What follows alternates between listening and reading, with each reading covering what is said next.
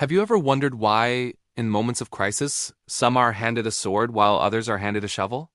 Why, when the stakes are highest, one person's word is accepted as gospel, while another's is dissected as a lie before it's even spoken? This is because your reputation is not an opinion people have about you. It is a preemptive verdict, a silent judgment that decides your fate long before the trial begins. Guard it not with hope, but with ruthless, unyielding strategy. Consider the story of two architects in a city of glass and ambition, where every new tower is a statement of power.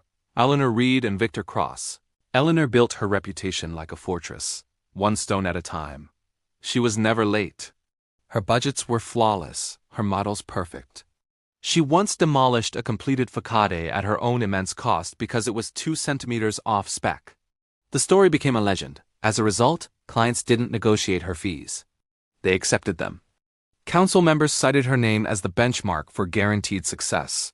Her reputation was a finished building solid, imposing and trusted implicitly. She was the sentinel. Victor, on the other hand, was a force of chaotic genius. His designs were breathtaking, revolutionary, the kind that redefined skylines.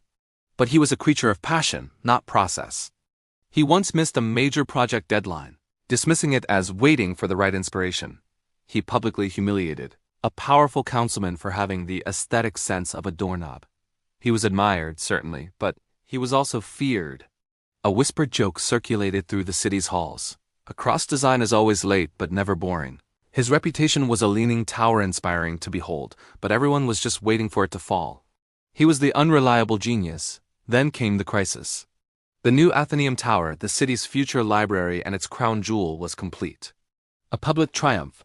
But behind closed doors, a junior engineer discovered a catastrophic flaw. A miscalculation in the foundational load-bearing core. The building wasn't in immediate danger, but a structural collapse was inevitable. Panic erupted in the mayor's office. The flaw had to be fixed secretly, perfectly, and immediately. The wrong choice would bankrupt the city and shatter public faith for a generation. The council summoned Eleanor. She entered the mayor's chamber, a room thick with the stench of fear. Without a word, she was handed the blueprints. She silently examined the plans for a full 30 seconds, her focus absolute. The mayor's voice was strained. "Eleanor, the Athenaeum. It can be stabilized," she stated, her voice cutting through the tension. "The cost? The time? The risk?" he pressed.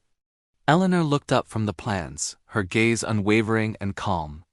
"My report will be on your desk at 8 a.m. You will have the cost, the schedule, and the method." The mayor didn't smile, but for the first time in days, he breathed. A wave of relief washed over the room. Nods were exchanged. Eleanor was given blank check authority. Her reputation, the sentinel, had already vouched for an outcome that did not yet exist. Hours later, Victor was summoned to the same room. The atmosphere was no longer fearful. It was cold and suspicious. The mayor spoke. "Victor, we need your eye on the Athenaeum flaw." Victor's eyes lit up with intellectual challenge. "Fascinating. A torsional stress failure in the core? My redesign could turn this into a feature. Dynamic counterbalance visible through." He was cut off by the very councilman he had once mocked. "We don't need a feature. We need a fix. Can you do it on time and on budget?" The question wasn't about the solution. It was about him.